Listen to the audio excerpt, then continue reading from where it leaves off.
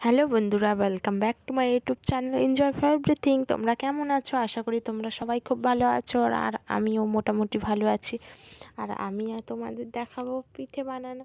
আর পিঠে তো তোমরা সবাই বানাতে পারো, আর আমি কিভাবে বানাই সেটা দেখে নাও। আমি সেটা উনুনে করবো আর কি। আমার শাশুড়ি বলে যে উনুনের পিঠে খেতে স্বাদ হয়, ভালো হয়।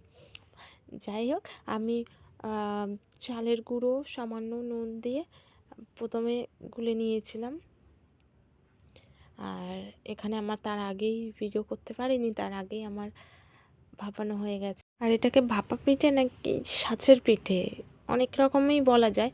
আর এটা ঝোলা গুড় দিয়ে খুব ভালো লাগে, আবার দুধে কেউ ভিজিয়ে খায়। আর আমি এখানে দেখো, দেখেই তো লোভ লাগছে। পিঠে, এই শীতকাল মানেই পিঠে, পৌষ মানেই পিঠে।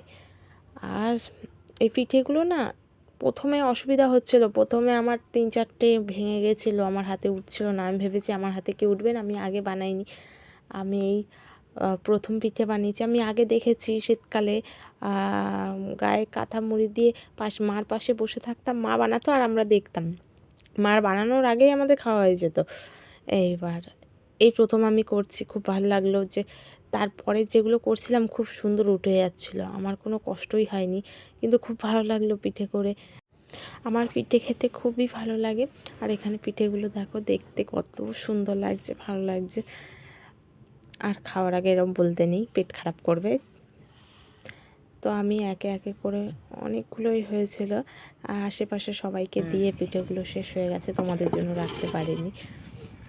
তো আর আমি বলছিলাম, দিদা পাশে বসেছিল, দিদাও খাচ্ছিল, যে আমি ভিডিও করছি, ভিডিওগুলো আমি বাড়ি গিয়ে মাকে দেখাবো যে আমি কত সুন্দর পিঠে করেছি। মা বলবে না আমার মেয়েটা সব শিখে গেছে। আমার শাশুড়ি আমাকে বানাতে দিচ্ছিল না যে তুমি পারবে কিনা। আমার শাশুড়ি দেখছে না ভালো বানাচ্ছে, এরপরের দিয়ে আমাকেই দেবে বানাতে।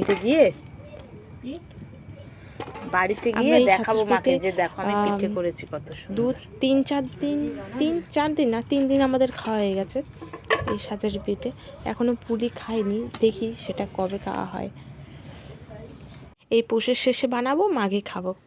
তো কেমন লাগলো ভিডিওটা?